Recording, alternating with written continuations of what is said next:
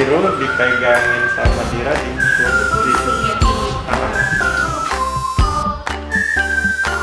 Berarti yang ini aman ya. Yang satu ditanjangin ya deh. coba duduk dua-duanya. Ya udah oke kok. Nah, ini. Kan dipegang. Wow.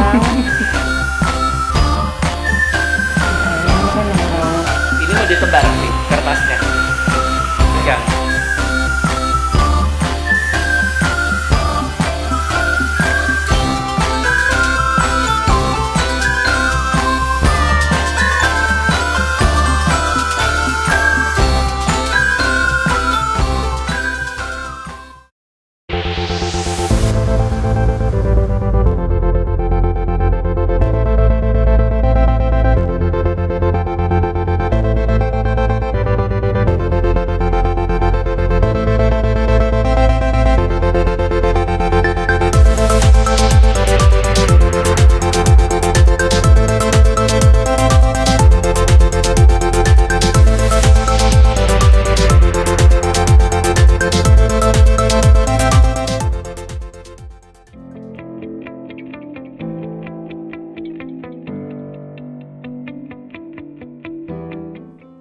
Halo teman-teman, selamat datang di acara webinar M-Class kerjasama Yayasan Dian Sastrowardoyo dengan Magnific Indonesia. Dalam webinar keempat kali ini, kita akan berdiskusi bersama seorang Citra Subiakto mengenai industri fashion yang jauh lebih sustainable dan ramah lingkungan. Kali ini kita juga didukung oleh Samsung Galaxy Note 20, sebuah handphone canggih yang membantu saya dalam mempersiapkan diri menjadi moderator acara ini. Menjadi moderator menuntut saya untuk belajar lagi, mencari tahu segala hal yang berhubungan dengan topik yang akan dibahas, mengenai lebih dalam tentang narasumber dan menggali pertanyaan-pertanyaan yang relevan. Untungnya, semua ini jadi mudah dilakukan karena saya dibantu oleh Note 20 Ultra, smartphone canggih dari Samsung yang membuat saya jadi produktif, namun juga masih menikmati hiburan, jadi seimbang antara work dan play. Nah, kembali ke webinar, saya telah melakukan PR-PR saya dan sekarang saya sudah siap untuk memandu acara ini. Yuk, mari kita semua belajar bersama tentang sustainable fashion.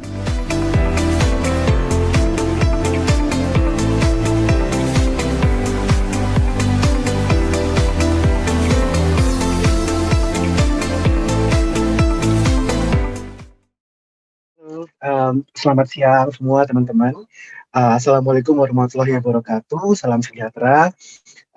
Kali ini kita ketemu lagi di webinar dari Yayasan Dian Sastrowardoyo dan Magnific Indonesia, yaitu M-Class. Kesempatan kita pada siang hari ini merupakan webinar kami yang keempat sejak pertama kali dilakukan di bulan September tahun 2020 ini sehubungan dengan pandemi.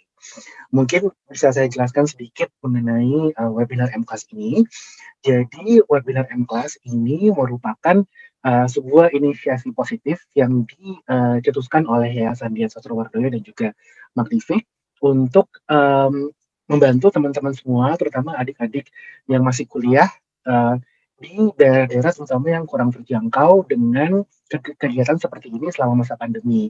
Seperti kita tahu, di masa pandemi ini tentu tidak semuanya itu bisa dilakukan dengan mudah ya, termasuk webinar. Dan kami, baik dari Yayasan Dian maupun Magnific, mempunyai pemikiran bahwa sudah selayaknya kegiatan serupa webinar ini tidak terputus mata rantainya selama masa pandemi. Jadi kami berusaha untuk melakukan webinar ini secara berkala setiap bulannya dengan topik yang berbeda maupun pembicara yang berbeda sesuai dengan kebutuhan adik-adik semua yang ingin mendapatkan ilmu baru dari pembicara kami. Itu sedikit mengenai M-Class ya. Dan kalau saya boleh menjelaskan mengenai Yayasan Dian Sastrowardoyo sedikit, yaitu seperti yang kita ketahui, Dian Sastrowardoyo sendiri tidak dikenal hanya sebagai pegiat seni, tapi juga produser film. Namun juga memiliki sebuah yayasan yang bernama Yayasan Dian Sastrowardoyo yang berdiri sejak tahun 2009. Yayasan ini merupakan sebuah tanggung jawab sosial dan partisipasi aktif membuat perubahan yang lebih baik.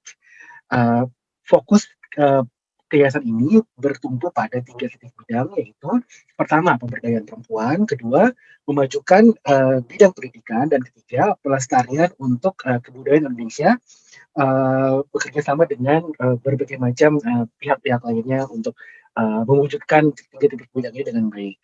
Kegiatan yang dilakukan sudah cukup banyak sejak 2009. Misalnya contohnya lakukan donasi penggalangan penyumbangan buku untuk beberapa perpustakaan di Indonesia Timur, lalu juga ada pembangunan sanitasi atau pusat air, penyediaan air di beberapa wilayah di Sumba misalnya itu, dan juga memberikan beasiswa untuk para perempuan yang ingin melanjutkan kuliah di beberapa daerah.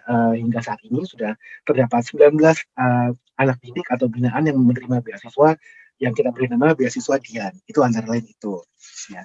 Nah, kalau mengenai Magnific Indonesia sendiri, kami adalah sebuah agensi komunikasi yang sudah berdiri sejak 2008 dan merupakan agensi untuk public relations, activations maupun kreatif dan desain. Dan kami sudah banyak sekali bekerja sama dengan berbagai macam bidang lainnya, seperti antara lain dengan bidang fashion yang sedang kita bahas untuk hari ini. Ya, Magnific sendiri yang sudah berdiri sejak 12 tahun itu memiliki 40 profesional di dalam agensi kami, di mana kami juga banyak bekerja sama untuk mengfilter klien-klien kami dari berbagai macam industri, dari mulai fashion, consumer goods, lifestyle, fintech, dan lain-lain. Antara lain kalau boleh menyebut namanya ada Wardah, Disney Indonesia, Indosat Uridu, Link Aja, dan banyak lagi. Itu sedikit gambaran mengenai kami. Dan pada siang hari ini kami akan memberikan webinar untuk teman-teman semua, untuk adik-adik mahasiswa semua, dengan tema mengenal lebih dalam sustainable fashion. Pada webinar kali ini kami didukung penuh oleh sponsor kami, yaitu Samsung Galaxy Note 20 dari Samsung. Dan untuk itu kami mengucapkan banyak terima kasih kepada Samsung atas dukungannya di webinar kami ini. Saya juga sekaligus ingin menyapa teman-teman semua yang sudah hadir di webinar kami pada siang hari ini. Ada banyak sekali ya. Sampai sekarang sudah sekitar 160 partisipan. Kalau saya boleh menyebut komunitasnya, itu ada beberapa komunitas para pegiat wastra ataupun perajin tekstil di Indonesia Timur. Ada komunitas Sanggar Katala Hamulingo, komunitas Prailiu, komunitas perajin tenun Kabupaten Sarmi, ada komunitas perajin kain terto di Papua, dan banyak lagi. Dan juga adik-adik mahasiswa dari berbagai kampus universitas yang tidak bisa saya sebutkan satu persatu karena cukup panjang ya. Nah, untuk sekedar memperkenalkan pembicara kita yang istimewa pada siang hari ini, yaitu Kak Citra Subiakto ya. Mungkin sebagian besar dari adik sendiri sudah mengenal Kak Citra Subiakto dan label tekstil yang didirikan oleh beliau, yaitu Sejauh Mata Memandang. Jadi kalau saya boleh sebutkan, Citra Subiakto memulai karirnya sebagai fashion stylist dan kemudian dikenal luas di bidang fashion dan mode tanah air dengan banyak bekerja sama bersama berbagai pihak, antara lain majalah, iklan, video klip, konser, serta berbagai pertunjukan teater. Dan yang tidak boleh dilupakan yaitu berbagai film yang sudah dikerjakan oleh Citra untuk custom desainnya. Untuk bidang film, Citra Subiakto sendiri sudah meraih Piala Citra di tahun 2016 sebagai penata kostum terbaik dari film Atira. Kecintaan Citra pada kain Indonesia dan keinginan untuk melestarikan teknik batik dan tenun serta mendukung bisnis yang beretika dan bertanggung jawab membuatnya mendirikan label tekstil yaitu Sejauh Mata Memandang di tahun 2014. Sejauh Mata Memandang mengusung filosofi slow dan circular fashion dan mempunyai misi khusus untuk mengangkat kekayaan dan budaya Indonesia melalui kain sekaligus merawat bumi. Sejak berdiri sampai sekarang, Sejauh Mata Memandang konsisten melakukan berbagai kegiatan dan program yang berfokus pada edukasi, pemberdayaan masyarakat, mengurangi sampah, dan menjaga lingkungan hidup. Nah, tema kita kali ini yang seperti teman-teman semua sudah ketahui adalah mengenal lebih dalam sustainable fashion. Itu merupakan salah satu topik atau main concern yang seharusnya kita semua sudah mulai memikirkannya karena memang penting dan sudah saatnya kita berbuat sesuatu untuk bumi yang lebih baik lagi, terutama dari sisi lingkungan hidup. Ya, tanpa berbanyak-banyak penjelasan lagi, saya akan menyerahkan webinar ini kepada teman saya, Dian Sastrowardoyo, dari Yayasan Dian Sastrowardoyo yang akan langsung menjadi moderator untuk webinar ini untuk teman-teman semua. Silakan Kak Dian. Halo, terima kasih Kak Arif. Apa kabar dan selamat siang teman-teman yang sudah bergabung pada sore hari ini. Saya juga mau bilang terima kasih dan juga selamat datang untuk kehadirannya Mbak Citra Subiakto di acara webinar M-Class yang keempat kali ini, hasil kerjasama Magnific dengan Yayasan Dian Sastrowardoyo. Nah, jadi teman-teman yang belum tahu, sebenarnya saya kenal sama Mbak Citra ini udah lumayan lama juga ya. Jadi kita kayaknya udah pernah kerja sama di film tuh dari Ungu Violet kalau nggak salah ya, pertama-tama tuh. Itu tahun 2003 kalau nggak salah. Terus habis itu kita pernah kerja sama lagi di film Drupadi, dan sampai sekarang akhirnya kita jadi sering banget bekerja sama, termasuk untuk brandnya Sejauh Mata Memandang. Nah, mungkin langsung aja aku mau bertanya nih, pertanyaan pertama nih ya sama Mbak Citra. Selamat siang Mbak Citra. Halo. Halo, selamat siang. Selamat siang, hai Mbak Citra, thank you for your time. Aku mau nanya dulu dong nih Mbak Citra, bisa nggak sih diceritain ke teman-teman sebenarnya label tekstil Sejauh Mata Memandang yang Mbak Citra bangun ini ya, sebenarnya apa sih alasan awal waktu itu bikin SMM ya, terus habis itu apa sih yang membedakan SMM dengan brand-brand lain, Sejauh Mata Memandang dengan brand-brand lain? Terima kasih Dian.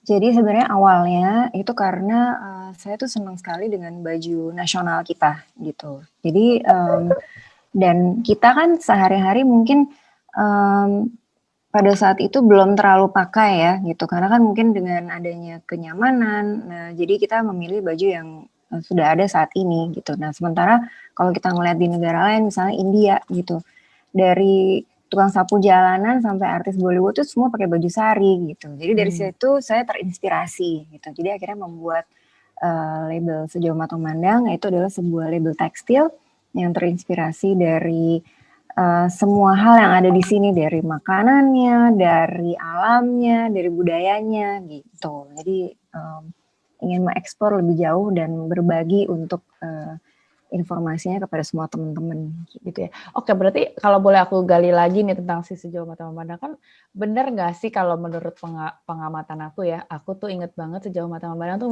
menggali lagi sistem batik ya waktu awal-awal ya. Tapi dengan desain yang modern, mungkin bisa ceritain lebih banyak nggak tentang itu? Kenapa batik, dan kenapa terus batik, kalau memang batik, kenapa terus bikin batik dengan versi desain yang modern gitu loh? Sebenarnya kalau motifnya tuh motif yang modern, itu masih bisa dibilang batik nggak sih gitu loh? Please enlighten us gitu, kita kan mungkin nggak terlalu ngerti. Jadi sebenarnya batik itu adalah sebuah proses jadi batik itu bukan motif gitu. Nah, kenapa batik? Karena ibu saya tuh koleksi batik banyak sekali gitu, dan saya jatuh cinta gitu. Dan saya ngerasa, aduh kok kita ini yang muda-muda kurang mau pakai batik di keseharian pada awalnya. Kita mungkin pakai untuk pesta, untuk acara khusus gitu. Tapi kan sebenarnya bisa kita pakai untuk sehari-hari ya gitu. Nah, setelah ngobrol-ngobrol, tanya-tanya gitu, akhirnya kalau dari teman-teman tuh selalu bilangnya, iya tapi kita kepengen nggak mau pakai karena takutnya nanti dibilangnya jadi kayak ibu kita gitu. Nah akhirnya terus saya mempelajari tentang batik gitu. Batik itu kan sebenarnya kain-kainnya itu kan sebenarnya sebuah cerita ya, ada cerita kenapa motif ini dibuat gitu. Nah jadi habis itu kita relate ke diri sendiri gitu. Jadi misalnya perjalanan saya misalnya menuju ke Indonesia Timur, terus begitu ngelihat di lautnya ada sawah rumput laut gitu. Nah itu terus kemudian jadi inspirasi gitu. Atau teman-teman saya nih hobinya makan misalnya makan bakmi, terus mangkoknya tuh lucu banget, ada motif ayam gitu. Jadi dari cerita yang cukup personal itu akhirnya dibikin jadi motif gitu. Dan sebenarnya motif tuh apa aja nggak apa-apa, bisa gitu selama prosesnya itu menggunakan canting atau menggunakan malam atau wax, itu tetap bisa disebut dengan batik gitu. Ada batik tulis, ada batik cap ya, tergantung. Oke. Jadi kita semua udah jelas ya teman-teman. Jadi kita tahu bahwa batik itu bukan motifnya, tapi proses pembuatannya. Begitu ya Mbak Citra ya? Ya. Oke. Nih kan Sejauh Mata Memandang kemudian jadi dikenal sebagai brand slow fashion. Itu boleh jelasin nggak sih, kita tuh nggak terlalu ngerti itu. Emang apa sih sebenarnya artinya slow fashion, dan juga apa sih emang bedanya dengan fast fashion? Emang aku tuh baru belajar banget nih tentang dua terminologi ini. maksudnya kan dengan proses produksi yang lumayan panjang, dari pemilihan fabric sampai pembuatan pakaian, dan harus memastikan bahwa ini harus sustainable. Konsekuensinya tuh juga harganya tuh jadi sedikit lebih mahal kan daripada fast fashion. Ini bagaimana sih cara Mbak Citra itu mengkomunikasikan dan kemudian mengedukasi kita para konsumen ini mengenai hal itu? Oke, dimulai dari slow fashion. Slow kan artinya slow ya, jadi jalannya pelan-pelan gitu. Jadi slow fashion itu sebenarnya lebih apa ya? Kecepatan produksi bukan prioritas gitu. Jadi semuanya lebih mengutamakan tentang kualitas ketimbang kuantitas gitu. Nanti aku cerita tentang fast fashion gitu. Fast fashion itu kan justru mengutamakan kuantitas kan gitu. Jadi kalau slow fashion itu lebih mengutamakan bajunya itu bisa dipakainya lama gitu. Berarti kalau pakainya lama berarti bahannya harus yang lebih berkualitas, lebih awet gitu, nggak cepat rusak gitu. Terus gitu produksinya juga beretika gitu, pekerjaannya juga dipikirkan gitu, kesehatannya, terus udah gitu juga ramah lingkungan ya gitu, jadi tidak terlalu merusak bumi kita ini gitu. Nah terus kalau fast fashion, di mana dia cepat nih ya, fast gitu, jadi dia benar-benar mengutamakan tentang kuantitas bukan kualitas gitu, karena brand-brand fast fashion ini mereka itu rata-rata harus mengisi seluruh toko-tokonya dia di seluruh dunia gitu kan gitu. Jadi karena dia harus ngisi ke seluruh dunia, artinya pemilihan bahannya udah pasti harus yang lebih murah. Kalau lebih murah berarti kualitasnya cepat robek atau cepat melar-melar gitu. Terus udah gitu apalagi ya, dengan waktu yang dia itu kan ngejar tren ya. Tren itu kan cepet banget ya berganti, mungkin 3 bulan, bahkan ada yang setiap minggu ada 2 tren gitu. Karena dia sangat waktunya singkat, jadi apa ya, pekerjanya juga harus dicari yang bayaran maunya murah, dan itu biasa dari negara-negara ketiga, termasuk Indonesia gitu. Jadi kira-kira gitu, cukup jelas nggak di tentang fast fashion? Aku soalnya juga terus terang ya, mungkin ada juga teman-teman di sini dan juga aku sendiri masih suka atau mengkonsumsi fast fashion tanpa kita punya pemahaman tentang apa sih artinya kalau kita mengkonsumsi fast fashion. Berarti kan kita, kalau dengan ceritanya Mbak Citra yang barusan ya, aku jadi belajar tentang, wow berarti aku selama ini dengan membeli baju yang murah-murah yang fast fashion itu, yang ada di mall-mall itu, aku mungkin bisa tampil modis dan bisa up to date sama fashion yang terkini yang baru 2 minggu lalu keluar, tapi ternyata aku juga kontribusi dengan sistem yang tidak terlalu ramah lingkungan dan juga tidak terlalu memikirkan welfare dari para pekerjanya gitu ya. Iya, betul. Jadi sebenarnya paling gampang sih misalnya fast fashion itu rata-rata menggunakan bahan yang mengandung polyester. Itu paling dasar sih gitu. Karena polyester itu dia paling murah, terus dia juga tidak awet, cepat rusak, cepat melar gitu. Terus kemudian dia mengandung plastik gitu. Jadi artinya dia sangat tidak ramah lingkungan kan, karena dia nggak bisa hancur gitu. Dia akan selamanya ada jadi mikroplastik masuk ke laut dan masuk ke ikan dan akhirnya kita makan gitu kan gitu. Jadi pusing gitu. Jadi semuanya tuh berhubungan gitu sama kehidupan. Jadi aku, teman-teman nih mungkin ada yang pernah lihat label baju kita nggak masing-masing? Aku sering banget melihat ada kata polyester di label baju kita dan aku baru tahu hari ini kalau ternyata polyester itu adalah artinya dia terbuat dari plastik. Emang kalau dia terbuat dari plastik apa aja sih? Maksudnya dampak lingkungannya apa kan itu kita pakai, nggak kita buang. Tadi Mbak Citra sempat bahas bahwa itu bisa masuk ke ikan. Itu gimana tuh? Aku perlu Jadi polyester itu setiap kali kita cuci, dia itu mikroplastiknya ikut turun bersama air yang kita cuci gitu. Jadi dia keluar dari bajunya gitu. Jadi dia masuk ke tanah, masuk air, akhirnya ke sungai, akhirnya ke laut gitu. Jadi kalau punya baju polesan mungkin nggak usah sering-sering dicuci, diangin-anginin aja. Aku kaget banget, aku pikir masa sih dia bisa luntur gitu? Berarti kalau luntur terus dia partikel mikroplastiknya bisa dikonsumsi sama ikan dan akhirnya kalau kita makan ikan, kita Balik makan ikan-ikan yang kesehatan kita, iya gitu. ada mikroplastik di dagingnya. Dan Benar konon gitu. katanya itu penyebab kanker dan kanker dan beberapa penyakit-penyakit degeneratif lainnya. Aduh, Pusing ya. aku mau memproses ini dulu. Aduh, oke. Jadi kalau misalnya kita fast fashion itu kayaknya kurang bagus ya pilihannya ya. Jadi sebenarnya kalau misalnya solusi dari Mbak Cita, yang disuggest sama Mbak Cita apa nih? Kalau misalnya kita mau lebih sustainable dalam mengkonsumsi fashion gitu. Sebenarnya gini, intinya kan kita senang belanja ya, gitu. Baju baru tuh bikin hati kita senang, apalagi kalau kita lagi patah hati, lagi sedih gitu. Belanja tuh kayaknya langsung happy lagi gitu. Tapi mungkin yang paling penting adalah kita harus bisa seimbang gitu. Jadi misalnya tentu kita masih punya ya fast fashion. Mungkin caranya adalah masa pakainya tuh diperpanjang gitu. Jadi jangan cepet dibuang gitu. Misalnya kalau kita udah paling nggak dengan cepetnya tren yang tiap ganti kan kita rasanya pengen beli-beli, akhirnya ketumbuk, akhirnya baju yang kita kasih akhirnya pasti juga terbuang ke sungai dan ke laut gitu. Jadi kalau bisa kita perpanjang pakainya, bajunya diulang-ulang.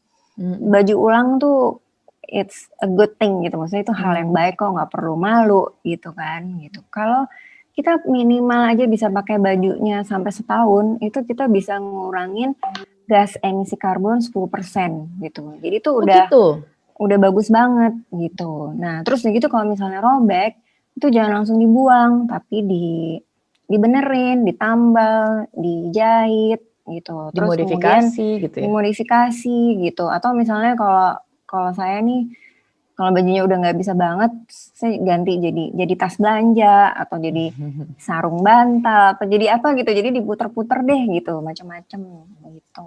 Bisa mungkin sih kayak gitu. Dan sambil pelan-pelan cari brand atau label yang lebih slow fashion. Jadi mereka lebih memperhatikan bahan yang dipakai, udah gitu mereka juga memperhatikan pekerjanya gitu. Ini pekerjanya adalah siapa gitu. Lebih seperti itu sih, pelan-pelan gitu. Jadi kan apapun perubahan meskipun sedikit demi sedikit itu bagus sekali gitu. Wah, nih kita belajar banyak banget hari ini ya teman-teman. Mungkin kita harus bisa jauh lebih kreatif dan jauh lebih sayang sama baju kalau gitu ya. Jangan langsung beli-beli aja. Karena itu malah kontribusi sama perusakan alam dan environment kita. Oke, aku mau balik lagi nih ke SMM ya, ke sejauh mata memandang. Nah, kalau di produksinya kan sejauh mata memandang itu kan banyak melakukan pemberdayaan masyarakat ya, Mbak. Termasuk melibatkan komunitas, termasuk salah satunya kalau salah sama ibu-ibu di rumah susun Morunda, dan juga ada penenun Zumba, dan juga ada perajin batik di Pekalongan dan lain-lain. Nah, aku mau nanyanya gini nih, apa sih tantangan yang dihadapin saat bekerja dengan mereka? Ada kesulitan khusus nggak gitu? Terus gimana sih caranya ngajarin mereka agar bahan-bahannya itu lebih ramah lingkungan? Oke, sebenarnya bekerja dengan ibu-ibu ini lebih memanusiakan saya. Karena kita kan di kota itu kan semuanya lebih pakai email, pakai semuanya teknologi gitu order ya. gitu ya. Iya, dan teknologi sebenarnya sangat menolong kita gitu dalam berkarya gitu. Dan tapi dengan ibu-ibu ini kita harus duduk sama-sama, kita harus minum teh bareng-bareng dan menceritakan langsung gitu. Jadi nggak bisa hanya kirim-kirim gambar gitu. Kita harus berbicara gitu. Dan sebenarnya itu kayak ingetin saya bahwa oh iya kita hidup tuh harusnya bisa balance ya, seimbang gitu ya. Ada cepatnya tapi ada lambatnya juga gitu kan gitu. Dan mereka kalau diajak ngobrol itu bisa sekali gitu. Dan kalau ibu-ibu Marunda itu apalagi ya, mereka itu kan bukan keturunan Maksudnya biasanya kalau di Jawa itu kan turun-temurun kerjanya keluarganya adalah keluarga pembatik gitu kan. Nah kalau di Marunda ini kan mereka enggak, mereka dilatih untuk bisa membatik gitu. Dan itu buat saya kayak belajar banget gitu bahwa sebenarnya saya nih nggak bisa bilang aku tuh nggak bakat lagi begini karena mereka aja nggak punya bakat tapi mereka bisa. Yang penting mereka niat mau belajar gitu. Jadi di situ aku kayak malah aku yang belajar gitu kan. Aku nggak boleh bilang nih, aduh aku nggak bakat gini nih, itu cuma malas aja sih gitu. Jadi intinya komunikasi. Terus kalau mengenai pengenalan tentang hal-hal yang ramah lingkungan itu mungkin malah mereka sebenarnya udah lebih di depan dari kita. Contohnya misalnya seperti di Sumba gitu.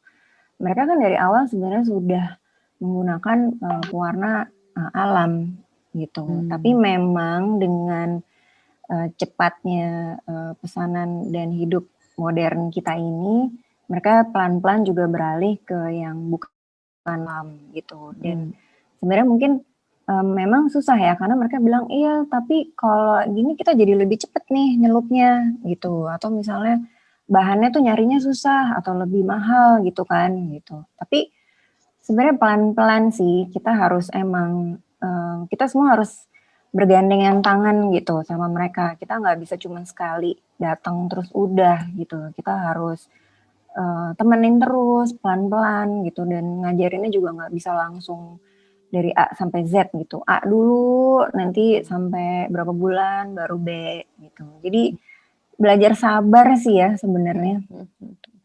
Nah, gitu. Mbak Citra balik lagi ke bagaimana Mbak Citra mengkomunikasikan semua proses ini ke konsumennya sejauh mata memandang tuh itu gimana tuh? Ada strategi khusus nggak sih untuk bisa mengeducate mereka tentang proses? Berarti kan kalau mereka mengkonsumsi sejauh mata memandang, mereka juga membeli prosesnya gitu kan yang mungkin ya lebih lama dan lebih membutuhkan kesabaran, lebih ada human connection dari proses pembuatannya. Itu gimana tuh Mbak? Nah sebenarnya kalau marketing itu lebih mudah dengan adanya sekarang teknologi gitu. Kita sekarang udah banyak banget gadget atau handphone yang sangat canggih gitu. Jadi justru marketing itu kita lebih mudah karena apalagi kalau handphonenya misalnya kameranya bagus gitu kan. Kita cukup perlu foto produk-produk kita, terus kita masukin ke sosial media gitu. Itu udah karena kalau sosial media kan orang nggak bisa pegang ya. Jadi gambar yang bagus tuh penting sekali gitu. Dan dari situ kita bercerita gitu. Sosial media adalah kelebihannya kita harus bercerita dengan baik dan orang akan bisa bacanya kapanpun atau orang bisa ngelihat gambarnya lagi bolak-balik kapanpun gitu. Jadi sebenarnya gini jualan apapun yang penting adalah cara kita bercerita gitu. Gimana misalnya bikin kue, ada sebuah sahabat dari SD gitu. Kalau diceritain kan seneng ya, padahal kue tuh banyak gitu. Tapi kan kita bisa bilang, aduh nih kuenya lucu banget nih mereka sahabat dari kecil loh gitu. Jadi cerita itu mesti disampaikan gitu. Dan orang tuh senang sekali membeli cerita gitu. Kalau dipikirin baju juga banyak ya gitu. Tapi gimana caranya kita menyampaikan cerita kita dengan visual dan foto yang bagus itu nomor 1 paling penting, kemudian nomor 2 ceritanya itu sih. Oke. Nah, nih aku juga mau ucapin selamat dulu nih buat Mbak Citra atas terpilihnya sejauh mata memandang sebagai Dewi Fashion Nights di Jakarta Fashion Week 2021. Di mana teman-teman tepuk tangan dulu buat Mbak Citranya. Ya, ini adalah kali kedua loh sejauh mata memandang itu dipilih sebagai Nights. Nah, aku mau nanya gini, tema apa sih yang akan diangkat di JFW kali ini dan alasannya apa? Yeay, terima kasih. Nanti pada nonton ya. Jadi temanya kali ini sebenarnya lebih membahas tentang yang namanya circular fashion. Maret. Sebentar ya, teman-teman boleh di mute nggak ya semuanya guys? Ya, terima kasih. Jadi mengganggu ya. Oke, silakan Mbak. Oke, jadi temanya lebih mengenai tentang circularity, circular fashion. Mungkin aku ceritain dulu circular itu apa. Iya, boleh. Aku sebenarnya mau nanya circular fashion pertanyaan berikutnya, tapi nggak apa, silakan diceritakan. Jadi gini, kita dalam semua bidang yang ada di dunia ini itu biasanya semuanya didesain dengan linear atau garis lurus gitu. Jadi linear itu adalah didesain, diproduksi, dipakai, kemudian dibuang. Jadi dia dalam garis lurus gitu. Nah, circularity itu adalah berputar. Berputar dalam arti dia dibuat,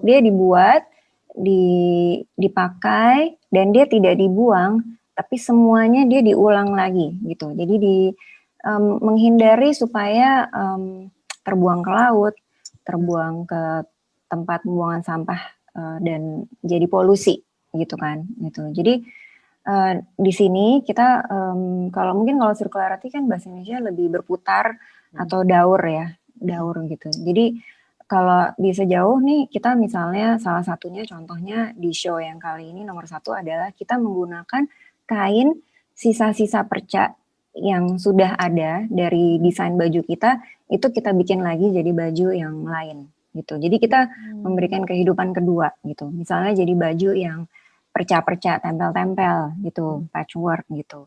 Kemudian kedua kita menggunakan sampah tekstil sisa dari konveksi-konveksi yang ada di Pulau Jawa, kemudian sampahnya itu diproses menjadi benang, kemudian dari benang kita bawa lagi ke desa, ditenun menjadi kain, gitu. Jadi aku semangat banget nih gitu, karena jadi ada proses juga ya untuk bikin si bahan-bahan kain perca yang udah nggak ada guna itu jadi reinkarnasi lagi menjadi bahan baku lagi gitu ya.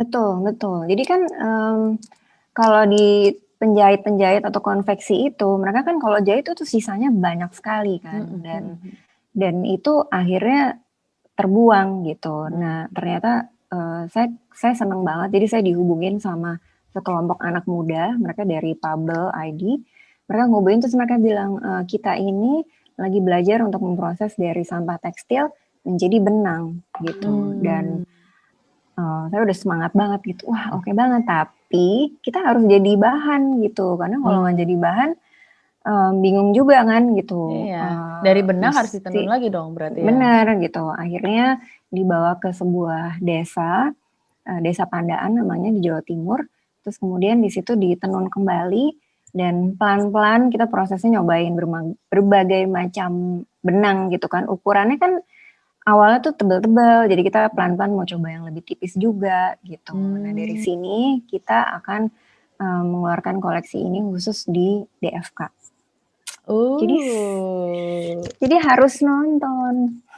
harus selalu aku support yang pasti. Yang pasti ya teman-teman, aku hari ini sangat terinspirasi sekali bagaimana industri fashion bisa mengajarkan kita mengenai hidup yang jauh lebih sustainable dan ramah lingkungan. Ternyata dari dunia fashion loh teman-teman kita belajarnya mengenai lebih peka terhadap polusi dan harus lebih ramah lingkungan ini.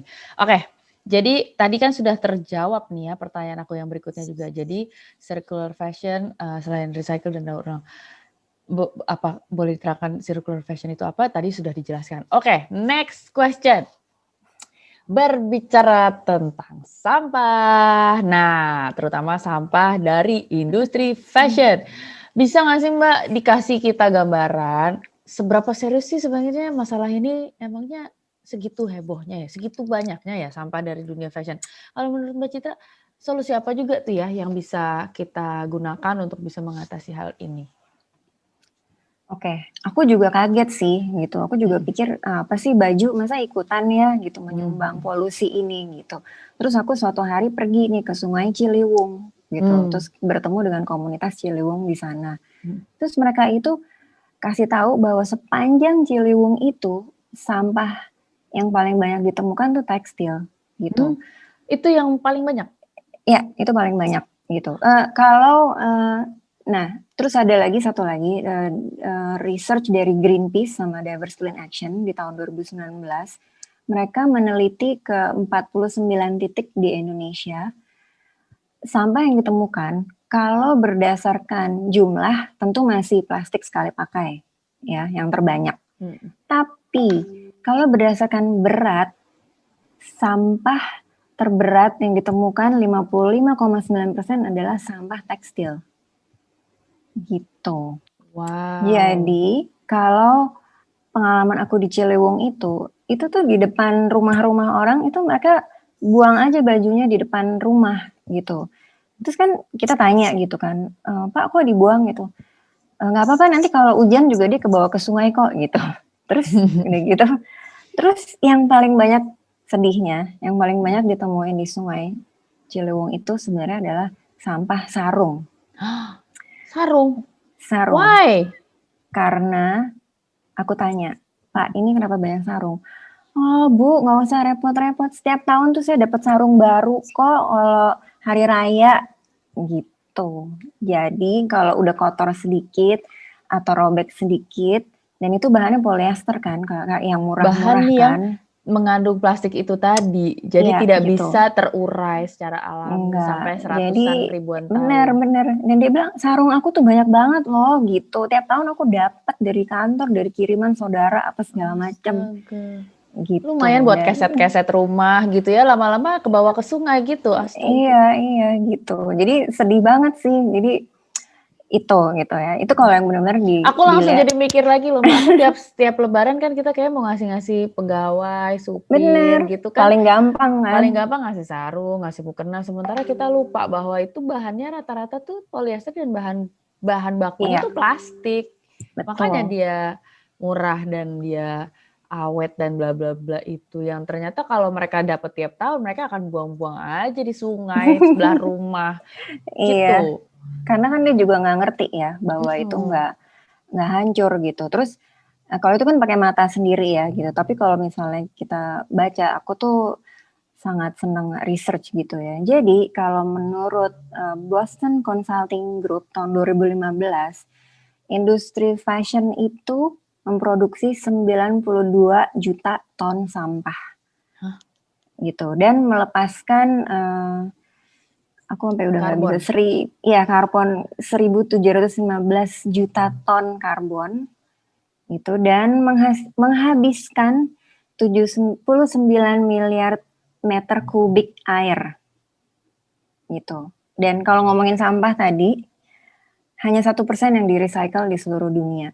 Hanya 1%.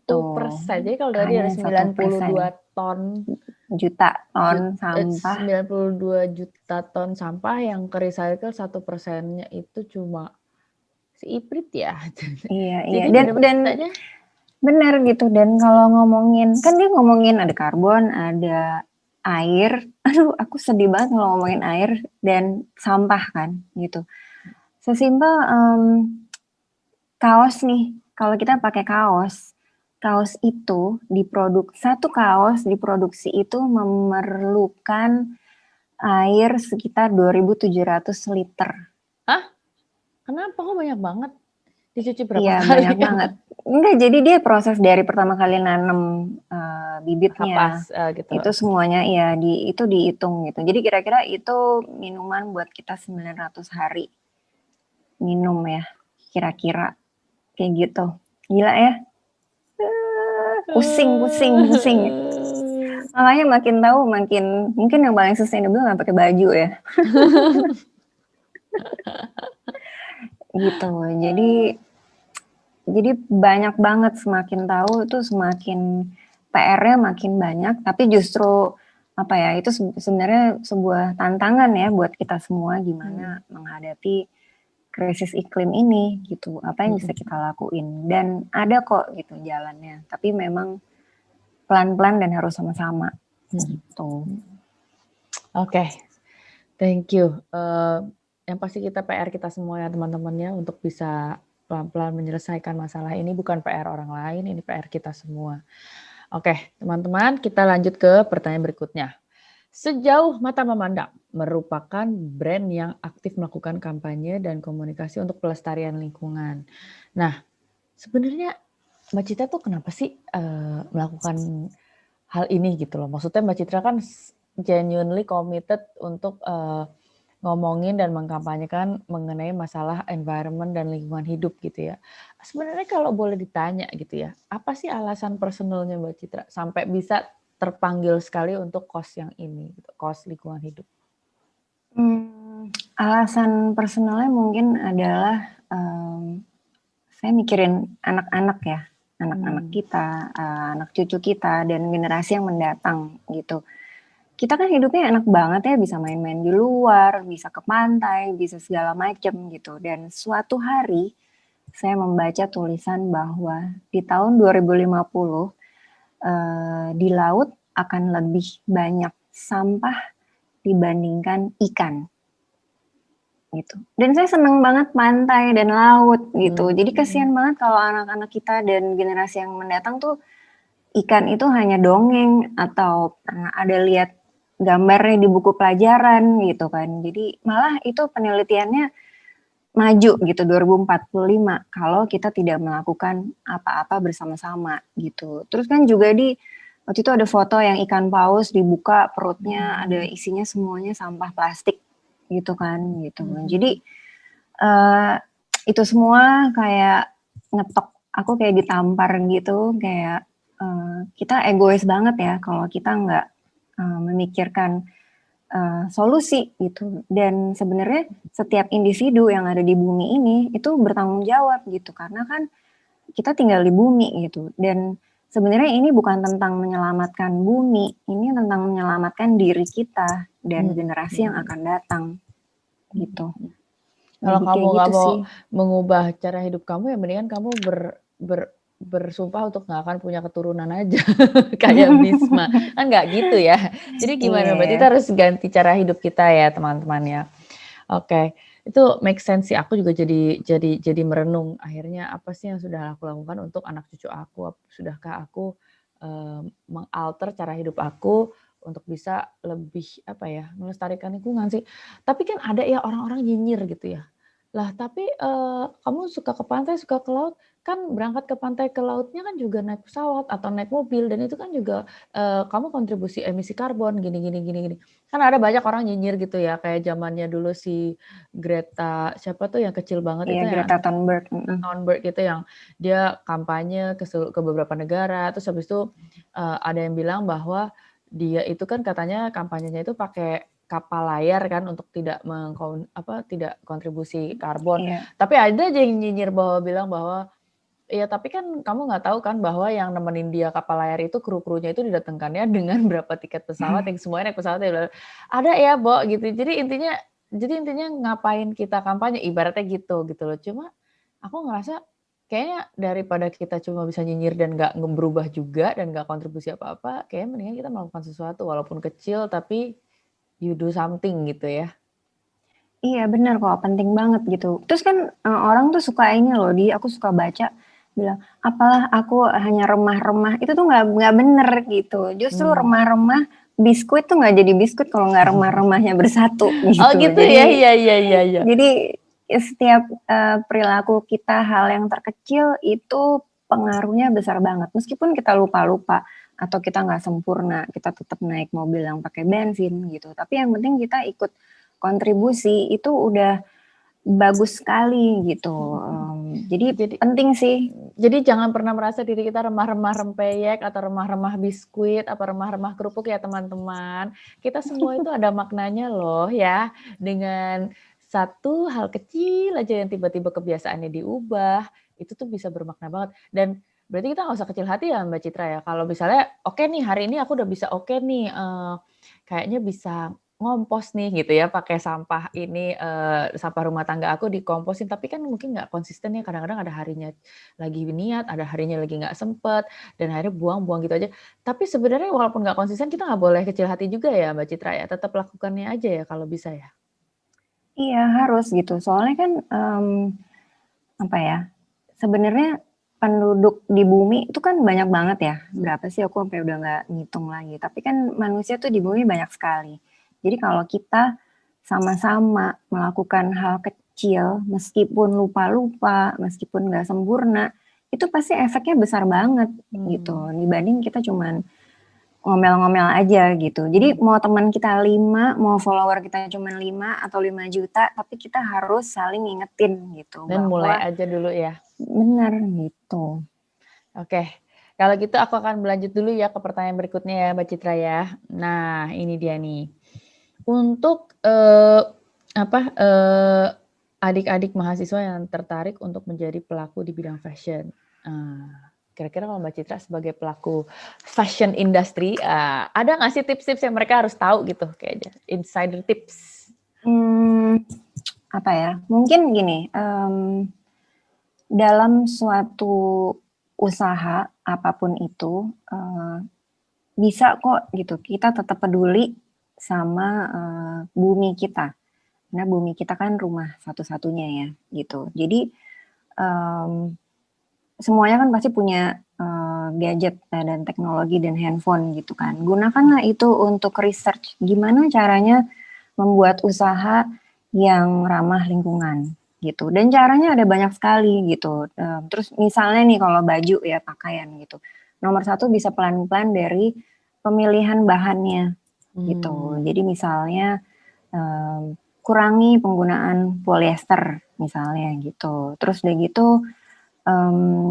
mungkin bisa juga di research juga pola pakaian yang tidak terlalu menghasilkan banyak kain sisa gitu. Itu tuh banyak gitu. Jadi sistem pola yang seperti gitu. Kalaupun ada sisa juga sisanya dibikin untuk menjadi produk yang lain. Bisa jadi masker, bisa jadi tas gitu, atau bisa jadi macam-macam gitu. Jadi usahakan tidak ada yang terbuang gitu. Kemudian dalam mendesain, desainlah sesuatu yang panjang umurnya atau yang timeless, jadi trendless gitu. Jadi bisa dipakai sampai 10 tahun lagi, itu rasanya nggak ketinggalan zaman gitu. Dan Jadi nggak rusak juga gitu ya. dan nggak rusak juga gitu. Terus udah gitu apa ya? Kira-kira itu sih. Jadi selain kita mikirin awalnya, kita juga harus mikirin selalu akhirnya gitu. Jadi kita usaha yang bertanggung jawab gitu, karena pandemik ini kan membuat kita semua susah ya, dan terbuka ya pikirannya bahwa wah ternyata apa yang kita lakuin kemarin tuh kita nih termasuk penyumbang krisis iklim gitu. Jadi kedepannya gimana supaya kita juga bisa tetap berusaha, kita juga bisa tetap punya bisnis, bisa punya pemasukan gitu. Dan malah kita harus melihat dari sampah ini atau sisa tekstil itu sebagai sumber dayanya kita justru gitu. Jadi sampah aja teman-teman, hal yang kita buang, efek samping dari produksi kita itu justru bisa menjadi sumber daya kita kalau kita punya konsep circular fashion. Ini menarik banget loh teman-teman. Kayaknya lewat fashion circular kita jadi bisa belajar tentang konsep reinkarnasi ya. Bagaimana sesuatu yang kita buang yang udah RIP, rest in peace, bisa lahir kembali menjadi sesuatu yang berguna dan memiliki makna dan memiliki usage kembali. Oke. Mbak, aku tadi lupa satu pertanyaan yang aku mau tanyain. Kan tadi kan Mbak udah cerita tentang alasan personal Mbak kenapa peduli banget sama masalah pelestarian lingkungan. Sekarang kira-kira social atau good cause apa sih yang akan Mbak lakukan untuk kedepannya? Dan mungkin yang sudah dilakukan sejauh ini. Kalau yang sedang kita lakukan adalah kita kerjasama dengan hutan konservasi Leuser di Aceh, Aceh Timur gitu. Aku lihat tuh di Instagram Mbak Citra tuh bagus banget ya. Itu gimana sih jadi Mbak? Jadi kan kita udara kita nih sangat polusi gitu kan. Dan kalau kita aku sering nonton film-film gitu. Nah, terus jadi salah satu kuncinya adalah menyuburkan. Salah satu kuncinya adalah tanah yang subur. Gimana caranya tanah yang subur?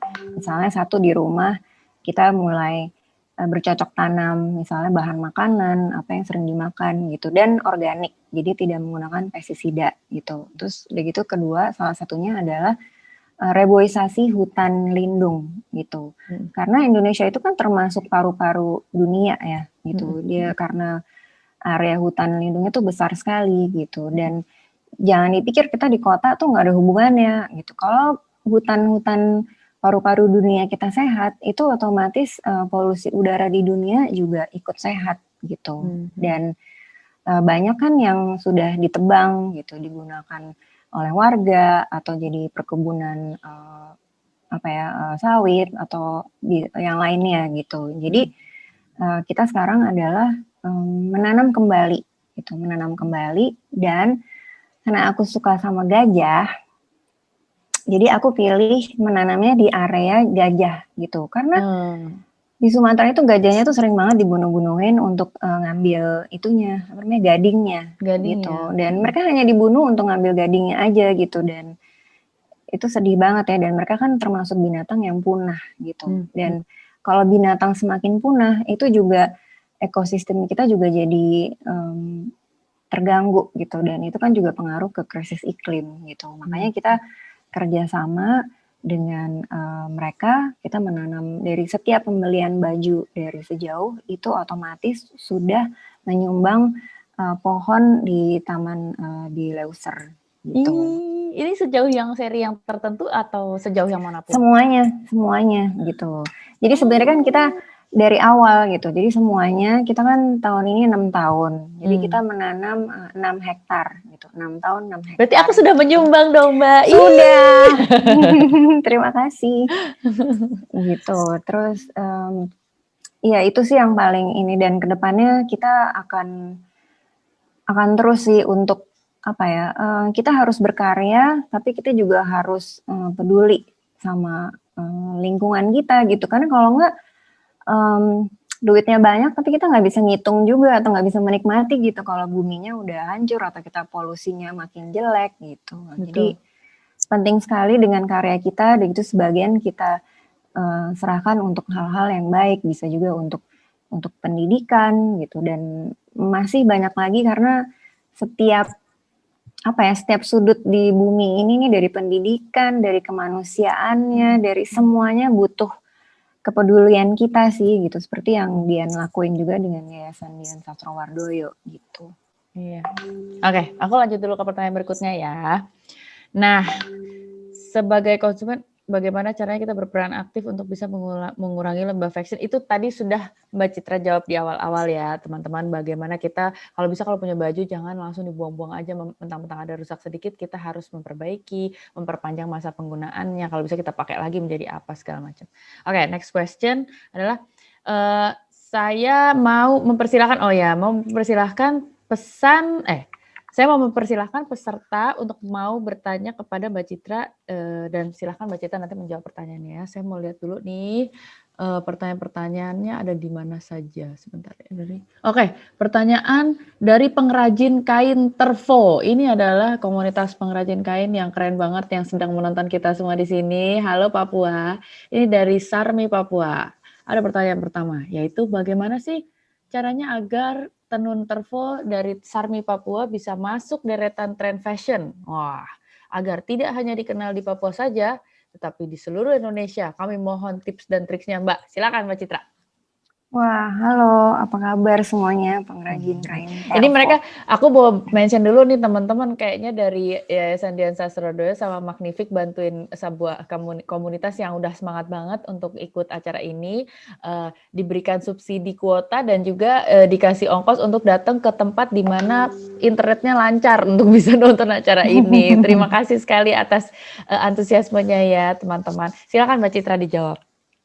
Jadi tips and tricksnya adalah satu, dengan kita hidup di zaman yang teknologinya sudah sangat baik sekali ini, kita mesti memanfaatkan itu dengan baik gitu. Jadi kita menggunakan gadget atau handphone kita, lalu kita buka semua media-media fashion yang ada di Indonesia gitu. Kemudian di situ dicari di bagian emailnya. Kemudian mereka di email gitu, karena kan saya kenal ya sama mereka itu butuh sekali isi konten untuk majalah mereka atau majalah yang ada di internet juga gitu. Jadi mereka senang sekali kalau ada yang email dan bilang kami dari Kabupaten Sarmi, kami punya kain-kain ini, mau nggak gitu. Mereka pasti akan dengan senang sekali gitu meliput gitu, dikirimin fotonya, kainnya di foto yang bagus, kemudian dikirimkan dalam emailnya. Kami ini punya dikirimkan kain-kain email ini. kemana Mbak? Sorry tadi.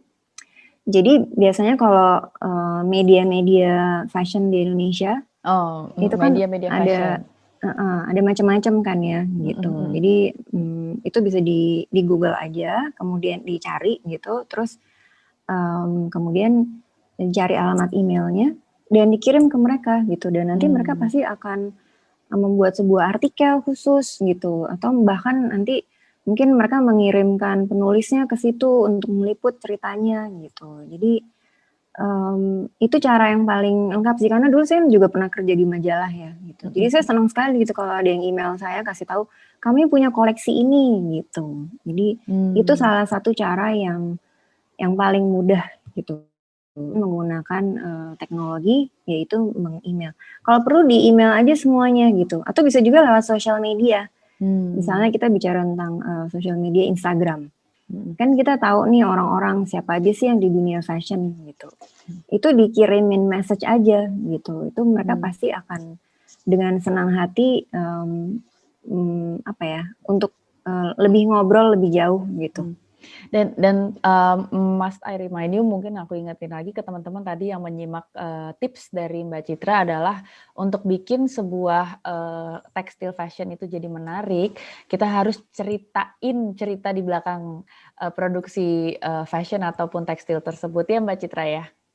Iya betul, jadi mereka pasti lebih senang lagi gitu, misalnya wah ini dari ibu-ibu dari Kabupaten Sarmi gitu, kami ini tempat tinggalnya seperti ini, alamnya indah sekali gitu, dan kami membuat kain ini motifnya terinspirasi dari apa, warnanya apa gitu. Jadi dengan cerita itu pasti mereka akan tertarik gitu untuk meliput gitu. Paling gampang mungkin lewat sosial media ya, langsung aja di message, terus mungkin di fotonya, di postnya bilang, Mbak saya kirim message tolong dibaca gitu. Kadang-kadang kan pesan tuh tertumpuk ya. Iya, dan aku pernah terinspirasi banget ini loh Mbak Citra. Aku kan baru tahu ya ternyata sejarahnya si batik Megamendung itu ternyata romantis sekali. Aku baru belajar dari teman aku. Dia bilang ternyata awalnya batik Megamendung itu ternyata ada kayak siapa sih? Ada satu orang Laksamana Cheng Ho ya kalau nggak salah apa siapa itu. Iya. Dia jatuh cinta sama putri Jawa namanya siapa gitu, Dewi siapa. Terus Iya. dia mau melamar si putri itu nggak mau kawin sama dia. Akhirnya dia bikin motif batik Megamendung di mana itu prosesnya rumit sekali, harus berapa kali celup dan berapa kali batik, dia membuat itu semua terus dipresentasikan, dia persembahkan sebagai bukti cintanya, dan akhirnya sang putri luluh dan akhirnya kawin sama si orang itu. Itu kan cerita yang sangat romantis yang membuat kita jadi ngelihat batik Megamendung jadi nggak sama lagi kalau Jadi kita udah tahu berbeda. ceritanya. Jadi yang saya jadi pengen punya gitu karena saya tahu ini romantis sekali loh. Artinya gitu mungkin teman-teman atau ibu-ibu dari Sarmi Papua kalau mungkin memiliki motif yang memiliki inspirasi dari putus cinta misalnya di zaman muda dulu kan Bu, atau mungkin apa, mungkin bisa diceritakan kali aja itu jadi jauh lebih bermakna buat calon konsumennya. Oke, pertanyaan berikutnya dari Republika untuk Mbak Citra dan Mbak Dian. Dari Farah ya, bagaimana sih caranya kita bisa melakukan slow fashion tapi tidak ketinggalan tren terkini? Nah, apakah slow fashion itu bisa dikatakan sebuah tren? Karena tren itu kan sifatnya sementara tuh Mbak gitu. Apakah nantinya akan, dan biasanya tren kan ada ganti lagi gitu loh. Jadi sebenarnya apakah slow fashion tuh trendy nggak sih gitu kali ya pertanyaannya. Nah, khusus buat Mbak Citra, apa sih sebenarnya ciri-ciri dari kain polyester biar kita lebih kenal kali ya untuk bisa membedakan bahan yang polyester sama yang enggak. Terus kalau untuk memulai slow fashion, perlu nggak sih kita berganti pemakaian baju kita semua dengan bahan yang ramah lingkungan? Mungkin gitu. Yang pertama dulu mungkin bagaimana cara melakukan slow fashion tapi nggak ketinggalan tren. Mungkin itu dulu. Oke. Sebenarnya ke depannya ini khususnya dari tahun ini dengan adanya pandemik ini ya gitu. Itu seluruh dunia bahkan Fashion Week di Eropa semuanya tahun ini itu semua sudah mulai mengganti sistem pola di usaha mereka gitu. Jadi mereka sudah mulai memperhatikan dari bahannya nomor satu gitu, dari pekerjanya gitu. Jadi itu udah sebuah gerakan yang di seluruh dunia sudah mulai mengarah lebih untuk lebih ramah lingkungan gitu. Dan kedepannya itu harus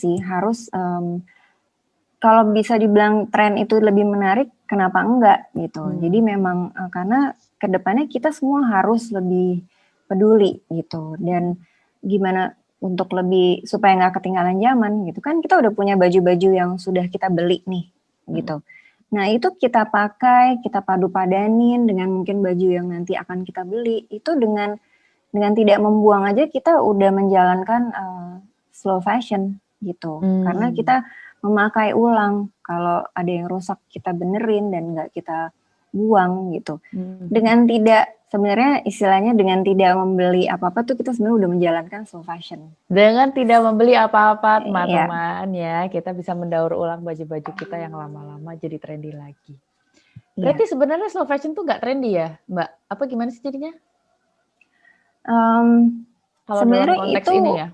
Iya. Sebenarnya itu kedepannya akan menjadi, udah bukan, mungkin kita harus ada kata baru ya selain tren ya. Itu lebih kayak kebutuhan pakaian yang tetap bisa tampil menarik, tapi lebih ramah lingkungan sih. Jadi jangan gitu. jadi korban mode, tapi jadi orang yang punya karakter dalam berfashion gitu. Yang timeless gitu kali ya. Iya benar gitu. Maksudnya kita ngulang-ngulang baju juga, lihat Dian juga keren-keren aja kan, nggak jadi kelihatannya jadi kuno, enggak kan? Iya. Yang penting pembawaan diri teman-teman. Inner, yang penting inner. Mbak Citra, ini apa sih ciri-cirinya kain polyester buat kita yang mungkin belum ngerti gitu, biar kita tahu cara bedainnya.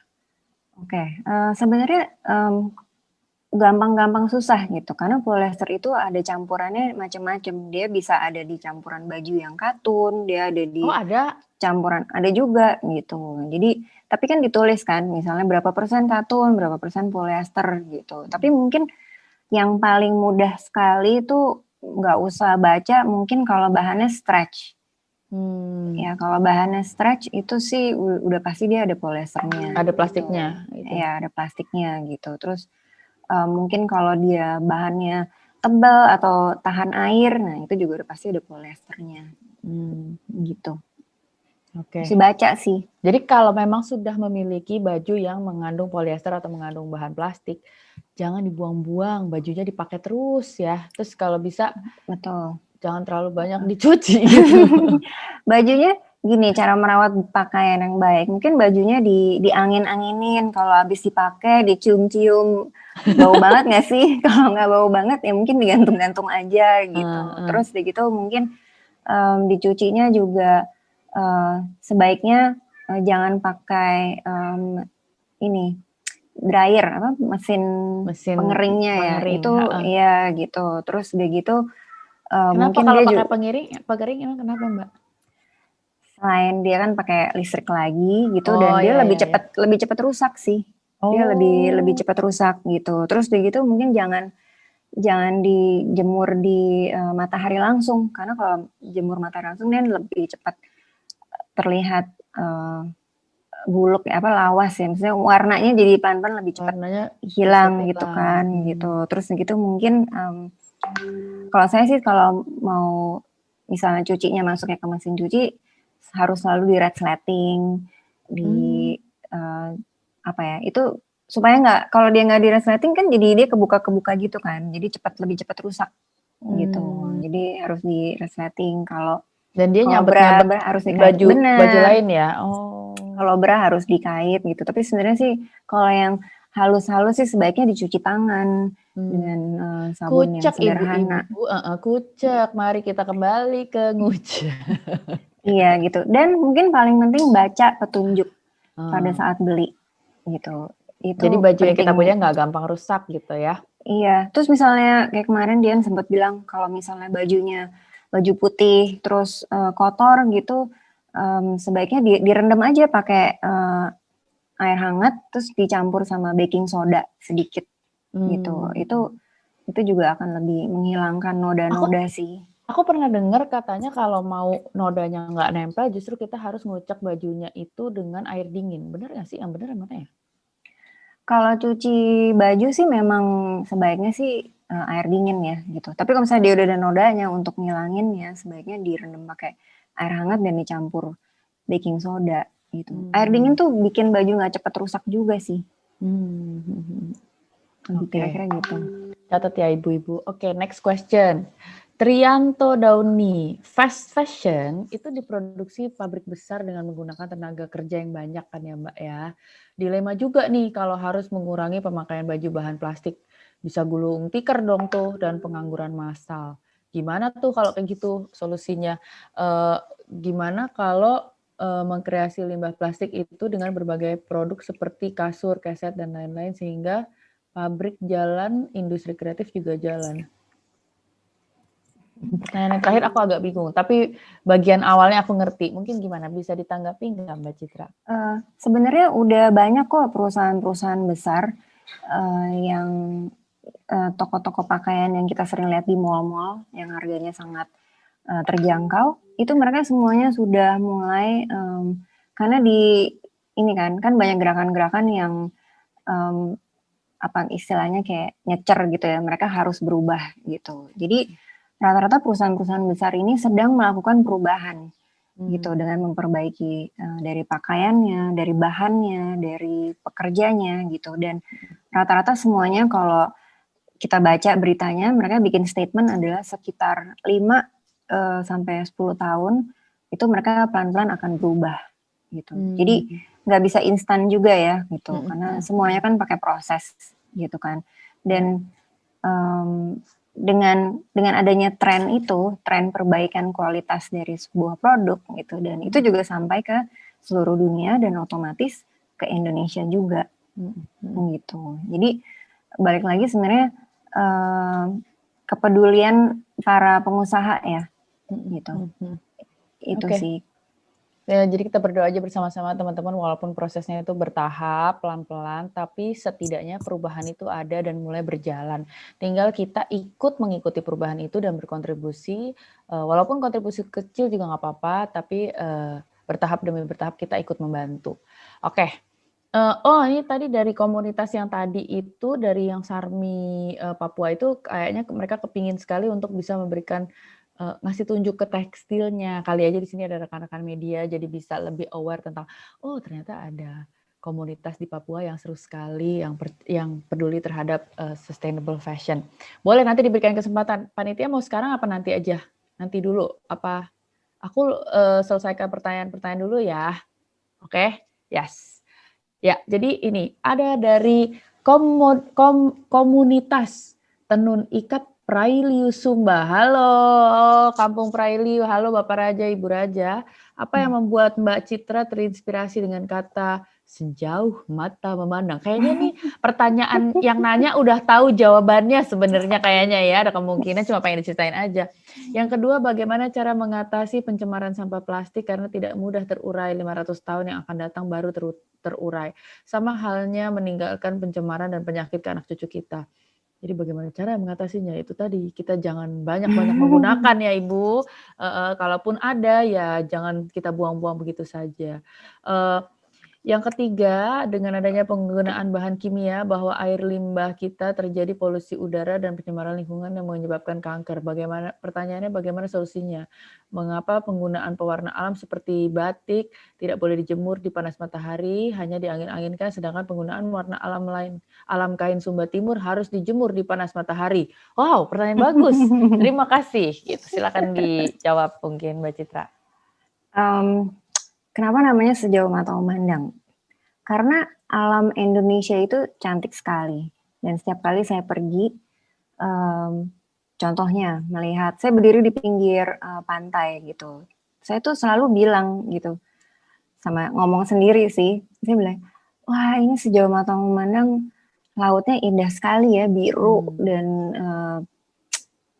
megah sekali gitu. Begitu juga melihat bukit lipat-lipat di Sumba Timur misalnya gitu. Di Wairinding. Iya, di Wairinding itu saya ngeliat yang wah, puji Tuhan ini indah sekali, sejauh mata memandang, bukit lipat-lipat ini saya nggak bisa berkata apa-apa gitu. Tapi kata-kata itu saya sering sekali ucapkan bila melihat pemandangan yang bagus gitu, atau yang membuat mata saya tuh memandang jauh gitu. Jadi karena itu, dan sebenarnya artinya juga bisa sangat positif gitu. Sejauh mata memandang, Indonesia akan menjadi lebih baik lagi atau dan masih banyak lagi gitu. Jadi karena itu sih akhirnya saya, meskipun panjang ya, orang-orang pada bilang, aduh kok panjang banget sih namanya, ini nggak takut gampang susah diingat ya gitu.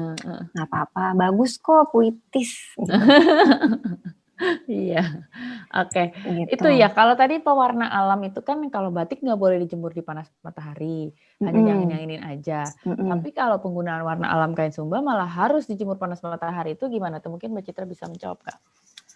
Betul.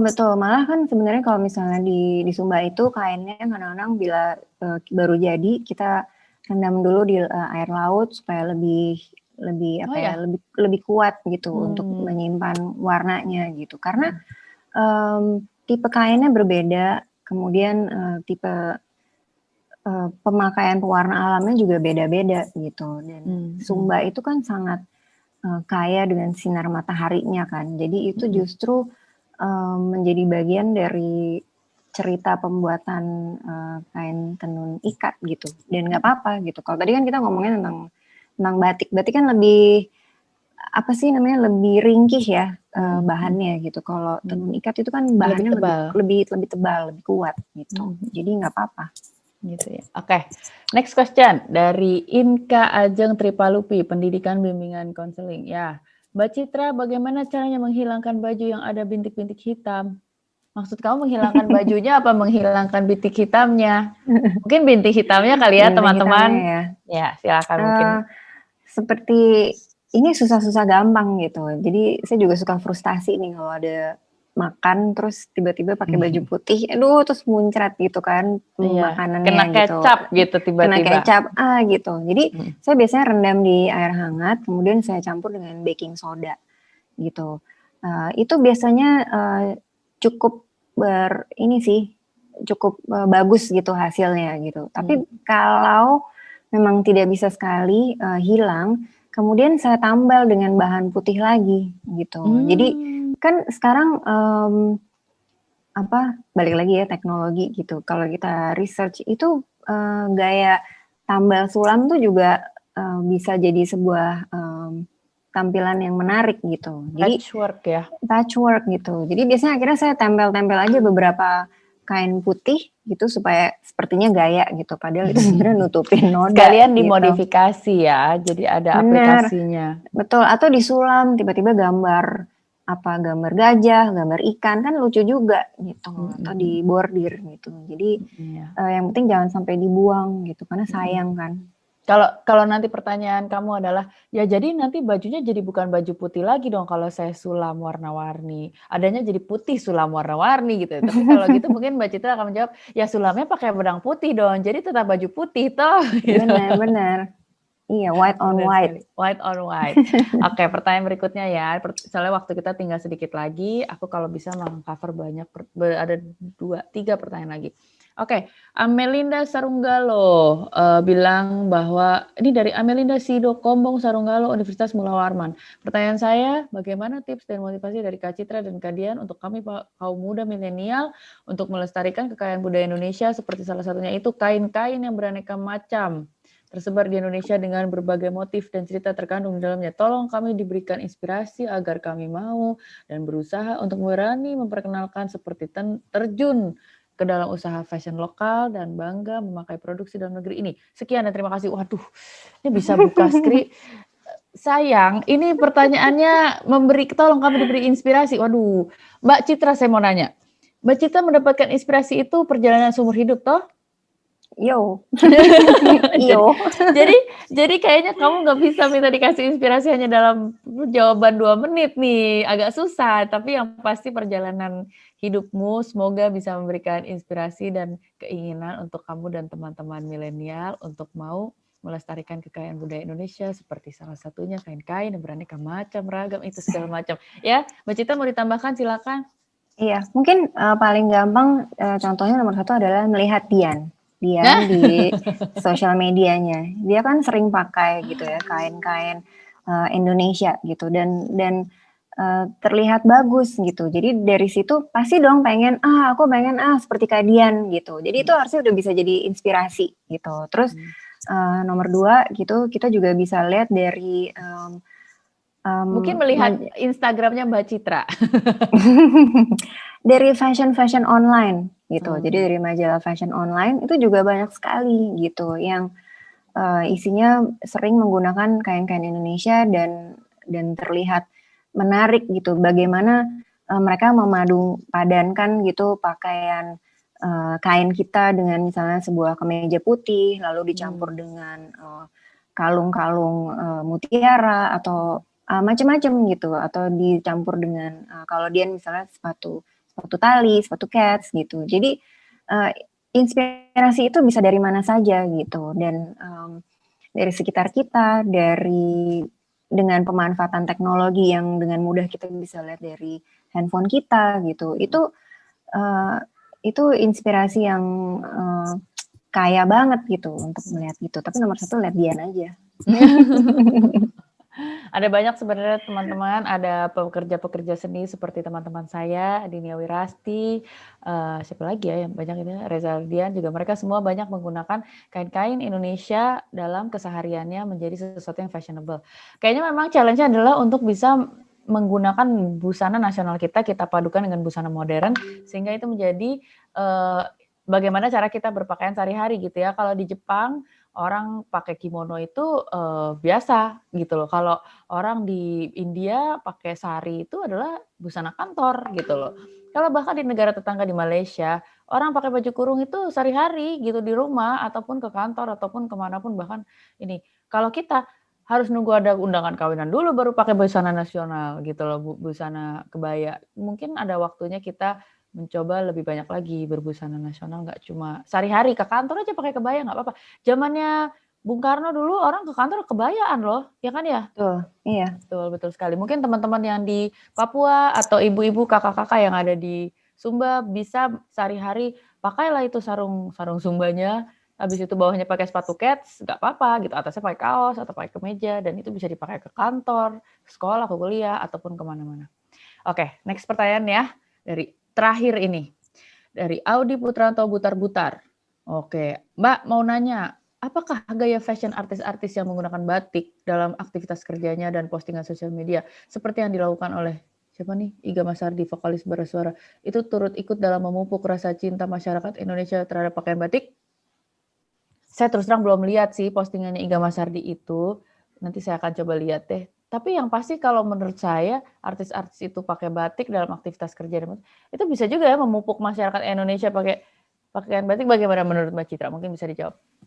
Iya betul sih, karena sebenarnya gini, pakaian itu kan kita setiap hari bangun, tidur, mandi, pilih baju, itu kan dipikirin ya gitu. Hari ini saya pengen terlihat seperti apa gitu. Dan pakaian itu kan, penampilan itu penting ya, karena orang nanti ngeliat kita, wah ini orang kok mau ketemu aku, mau ngedate gitu, terus bajunya asal-asal, kayak nggak niat sih gitu. Jadi penampilan kita itu menentukan gitu. Orang, karena kan dengan mata kita pertama kali ngeliat orang, ya udah itu yang penampilan pertama, kita menilainya dari situ gitu. Jadi dengan mereka menggunakan baju kain batik itu udah pasti dia udah dipikirkan dengan baik-baik, apalagi tampil di sosial medianya gitu. Dan itu salah satu pernyataan gitu dari personal pasti, bahwa dia bangga dengan buatan Indonesia dan apa ya, dan ingin kita semua untuk ikut seperti dia juga pakai baju itu sehari-hari. Oke, sip. Terima kasih sekali jawabannya, teman-teman. Saya rasa masih ada beberapa pertanyaan yang masih belum terjawab oleh kami berdua, oleh Mbak Citra. Untuk yang belum terjawab, boleh disampaikan ke tim Magnifik untuk bisa diteruskan ke Mbak Citra. Dan sebelum saya menutup pertanyaan ini, saya memberikan kesempatan untuk Mbak Citra untuk memberikan pesan terakhir untuk para mahasiswa dan komunitas yang ikut acara ini. Silakan Mbak Citra. Terima kasih untuk hari ini, dan mungkin saya mau ingatkan bahwa berkarya itu bisa bertanggung jawab gitu. Jadi dalam setiap langkah yang kita lakukan, baik itu dalam keseharian atau dalam berkarya, perlu memikirkan hasil akhirnya juga gitu, bahwa itu tidak akan menjadi sampah dan menyusahkan kita semua di masa datang. Dan bahwa ini bukan tentang menyelamatkan bumi ya, tapi ini tentang menyelamatkan kita semua. Kemudian latih visual kita dengan sering melihat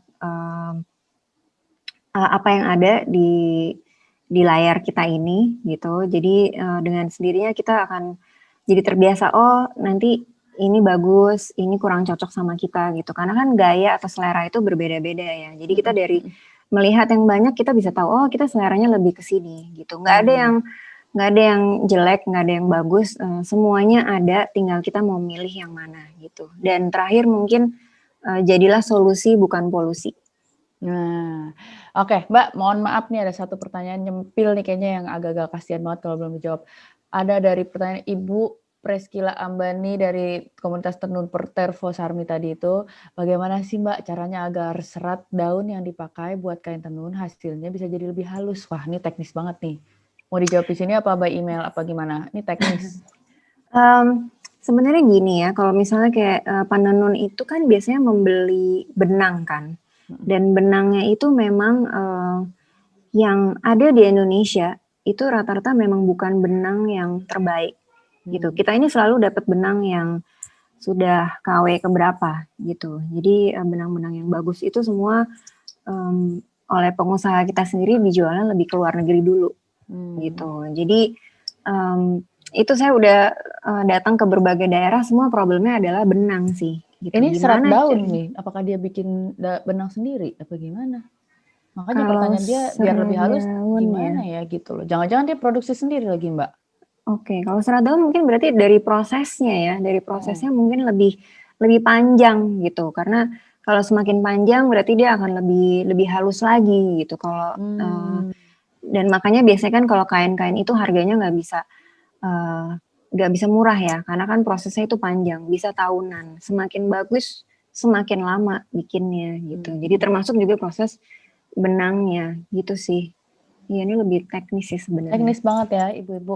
Mungkin lebih lanjutnya bisa langsung diteruskan pertanyaannya ke Magnifik agar bisa diteruskan ke Mbak Citra. Terima kasih semuanya atas kehadirannya Mbak Citra, terima kasih. Teman-teman yang hadir juga terima kasih. Saya akan mengembalikan acara ini kepada Kakak Arif Faldi dari Magnifik. Silakan Kakak Arif. Oke. Terima kasih Kak Dian, Kak Citra untuk sesi yang sangat inspiratif siang hari ini. Sebelum kita simpulkan dan juga menutup acara, kita mau memberikan kesempatan ke salah satu saudara kita, ibu dari para perajin tenun Tervo di Papua yang ingin menunjukkan kainnya ke kita semua. Jadi sempat chat ke panitia dan ingin dapat kesempatan untuk menunjukkan kain hasil karya mereka. Silakan mungkin teman-teman panitia dibantu ibunya untuk bisa menunjukkan kainnya. Silakan Ibu. Suaranya itu dia suaranya mungkin boleh di unmute Ibu biar kalau mau dijelaskan. Ya silakan Ibu. Pakai mic. Sudah terdengar. Silakan Kedengaran, langsung Bu? saja. Ya. Nggak usah pakai mic, nggak usah langsung Kedengaran, Bu? kedengeran. Itu namanya kain apa Bu? Kalau boleh dijelasin. Langsung saya di sini. Mama di sini. Kayak kamera. Semuanya ngatur itu ya penontonnya di sini.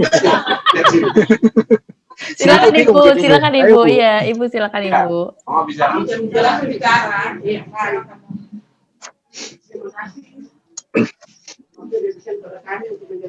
Mama lihat ke saya. Ya. Silakan Mama ya.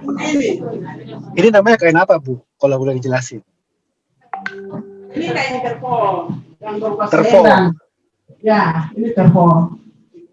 Iya, boleh dihadap ke sini Bu, kita lihat gitu. Ya.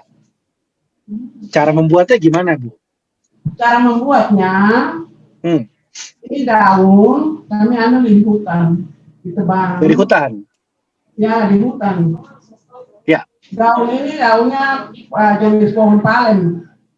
Ya. Pohon palem. Palem yang agak tinggi, palem raksasa tinggi, atau palem nona. Ada jenis-jenisnya pohon palem ini. Ya. Yang bisa pohonnya agak besar, berapa meter ke atas. Kami ambil di hutan, kemudian dibawa pulang, kemudian dibuatkan tulangnya. Oke. Bikin benang. Tulang tengahnya dibuang, kemudian daunnya kita lipat-lipat, dibungkus. Lipat-lipat, dan kami rebus. Ya. Di tempat yang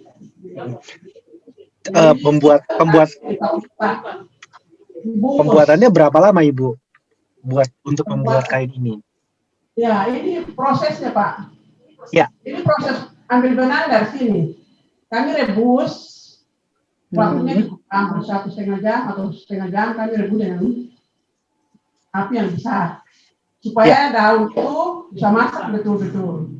Ya. Kalau sudah masak, kemudian kami keluarkan, dinginkan, kemudian kami ambil seratnya. Serat dari daun itu.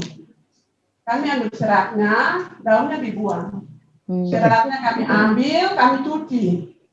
Ya. Bawa di kali atau di tempat air, kami cuci bersih. Benangnya itu kami jemur. Dijemur sampai kering, kemudian diberi. Bisa dikasih warna. Bagus. Itu jadi baju ya, Ibu ya? Sudah jadi baju ya? Ya. Ya. Kalau teman-teman ingin beli, di mana Ibu? Kain, bajunya dan kainnya? Bisa, kalau yang mau beli, mau jual, ya bisa dijual. Sering kalau ada acara budaya, festival gitu, sering pakaian daerah ini, anak-anak sering tampilkan. Anak-anak sekolah, sering pakai untuk show. Tampilkan pakaian-pakaian budaya ini. Ya. Jadi Ibu kalau sudah jualan online belum Ibu? Kemudian ini yang sudah jadi baju. oh cantik sekali. Bagus Ini yang sekali. sudah jadi baju, cuma belum halus. Ya. Karena ini masih manual. Ya. Cara memproses benang ini belum bagus. Ada yang kami cat saja. Udah habis, ini baru kita masuk. Yang bagus Ya. supaya hasilnya halus. Ya. Seperti benang yang sudah diolah itu. Oke. Ya. Hasilnya manual. Ya ini dulu Oke. baru kita masuk. Ini Ibu habis dulu baru kita. Ya. Halo, Mudah-mudahan- terima kasih.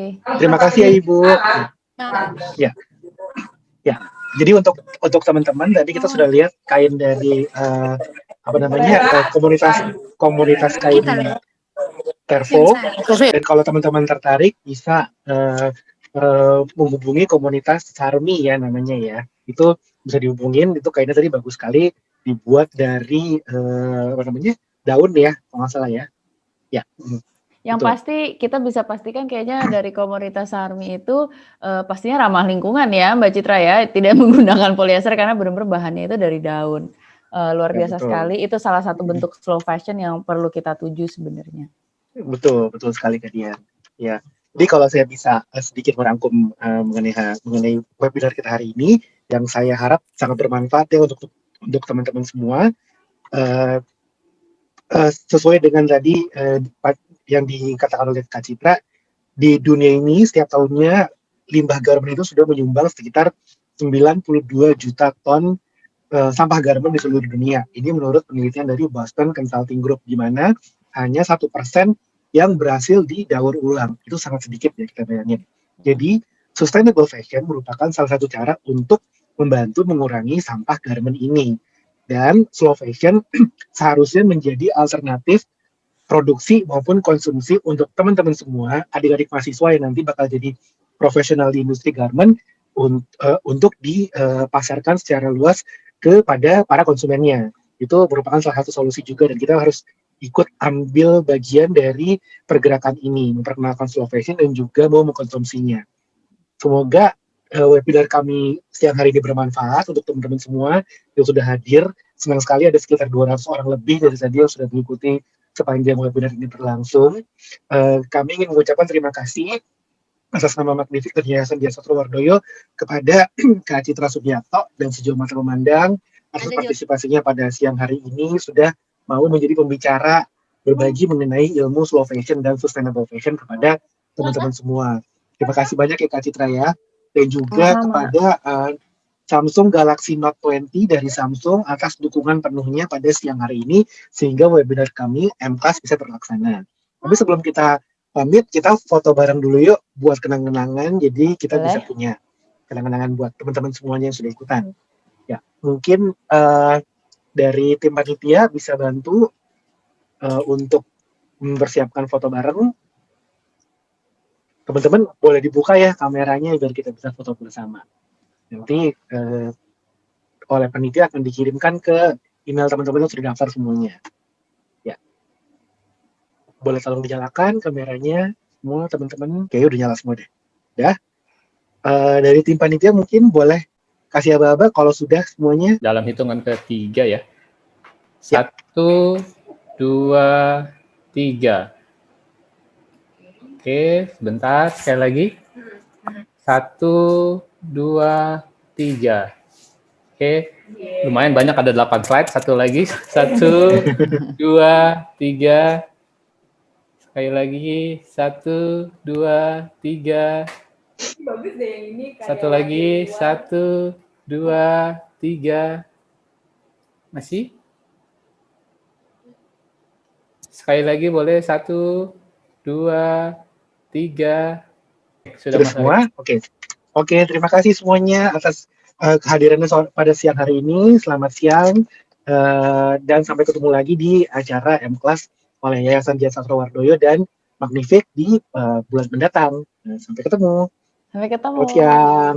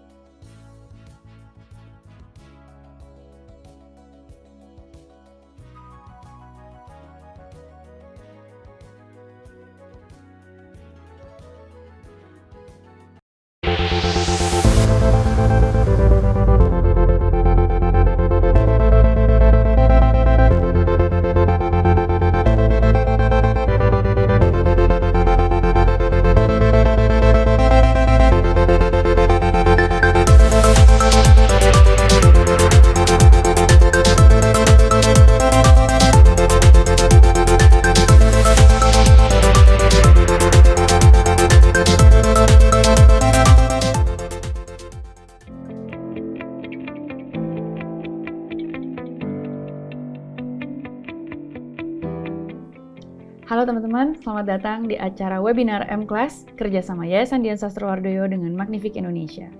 Dalam webinar keempat kali ini, kita akan berdiskusi bersama seorang Citra Subiakto mengenai industri fashion yang jauh lebih sustainable dan ramah lingkungan. Kali ini kita juga didukung oleh Samsung Galaxy Note 20, sebuah handphone canggih yang membantu saya dalam mempersiapkan diri menjadi moderator acara ini. Menjadi moderator menuntut saya untuk belajar lagi, mencari tahu segala hal yang berhubungan dengan topik yang akan dibahas, mengenai lebih dalam tentang narasumber dan menggali pertanyaan-pertanyaan yang relevan. Untungnya, semua ini jadi mudah dilakukan karena saya dibantu oleh Note 20 Ultra, smartphone canggih dari Samsung yang membuat saya jadi produktif, namun juga masih menikmati hiburan, jadi seimbang antara work dan play. Nah, kembali ke webinar, saya telah melakukan PR-PR saya dan sekarang saya sudah siap untuk memandu acara ini. Yuk, mari kita semua belajar bersama tentang sustainable fashion.